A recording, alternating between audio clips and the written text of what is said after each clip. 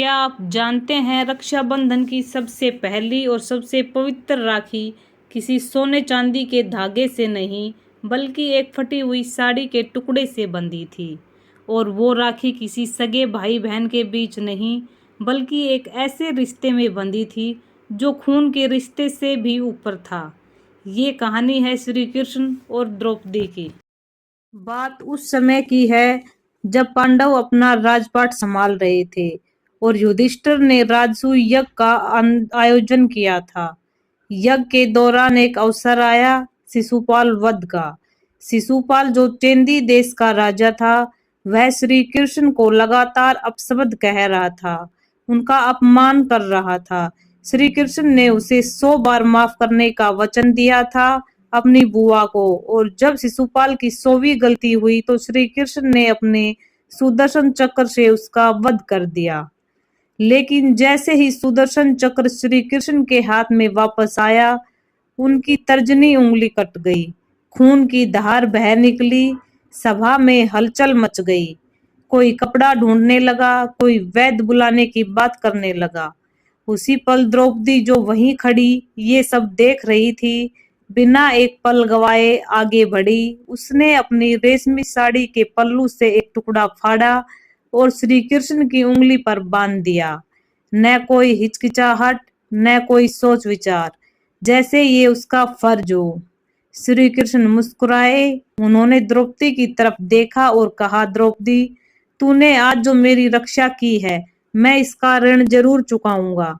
जब भी तुझे मेरी जरूरत होगी मैं जरूर आऊंगा। द्रौपदी हंस पड़ी, भैया ये तो बहन का फर्ज था, इसमें ऋण कैसा। उस दिन से श्री कृष्ण और द्रौपदी के बीच एक अनोखा रिश्ता बन गया, जिसे आगे चलकर लोग रक्षा सूत्र का नाम देने लगे।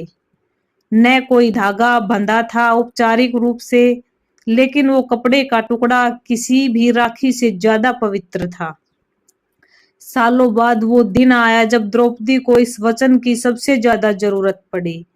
हस्तिनापुर की सभा में जुए के खेल में युधिष्ठिर सब कुछ हार चुके थे, राज्य, धन, अपने भाई और अंत में स्वयं द्रौपदी को भी। दुशासन दुर्योधन का भाई द्रौपदी के केस पकड़कर उसे बालों से घसीटते हुए सभा में ले आया। द्रौपदी चीखती रही, गिड़गिड़ाती रही, लेकिन कोई उसकी मदद के लिए आगे नहीं आया।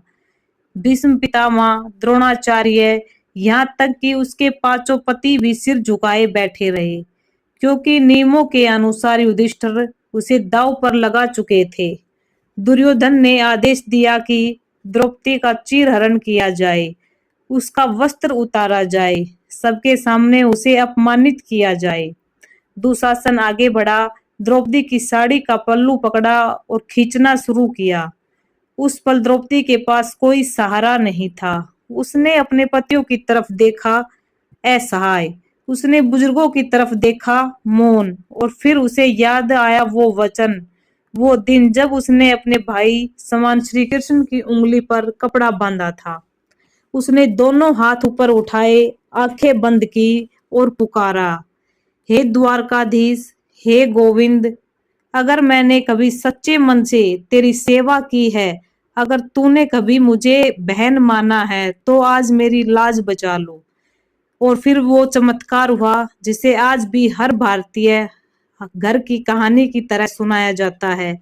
जैसे जैसे दुशासन द्रौपदी की साड़ी खींचता गया, वैसे वैसे साड़ी लंबी होती चली गई। मीटरों सैकड़ों मीटर कपड़ा निकलता रहा, लेकिन साड़ी खत्म ही नहीं हुई। दुशासन थक कर गिर पड़ा, हाफने लगा, लेकिन द्रौपदी का सम्मान बचा रहा। पूरी सभा अचंभित थी। दुर्योधन का सिर शर्म से झुक गया, हालांकि उसके अहंकार ने उसे कभी सच में पछतावा नहीं करने दिया। लेकिन उस पल हर किसी को समझ आ गया, जब इंसान का साथ छूट जाए तब भी भगवान का साथ नहीं छूटता। द्रौपदी ने बाद में कहा, उस दिन मुझे एहसास हुआ, राखी सिर्फ एक धागा नहीं होती, वो एक भरोसा होता है जो दूर बैठकर भी अपने भाई बहन की रक्षा करता है। दोस्तों, श्री कृष्ण और द्रौपदी की ये कहानी हमें सिखाती है कि रक्षाबंधन का असली मतलब खून का रिश्ता नहीं बल्कि भरोसे का रिश्ता है। द्रौपदी ने बिना सोचे अपनी साड़ी फाड़कर श्री कृष्ण की मदद की थी और श्री कृष्ण ने सालों बाद सबसे मुश्किल घड़ी में वो वचन निभाया। आज के इस रक्षाबंधन पर अपने उन सभी भाई बहनों को याद कीजिए, चाहे वो खून के रिश्ते से जुड़े हो या दिल के रिश्ते से, क्योंकि सच्ची रक्षा वादों से नहीं विश्वासों से होती है। अगर ये कहानी आपको अच्छी लगी हो तो इसे लाइक कीजिए, अपनों के साथ शेयर कीजिए और हमारे चैनल शब्दों की शक्ति को सब्सक्राइब करना ना भूलें। जय श्री कृष्ण। और आप सभी को रक्षाबंधन की हार्दिक शुभकामनाएं। मिलते हैं अगली कहानी के साथ, तब तक के लिए नमस्कार।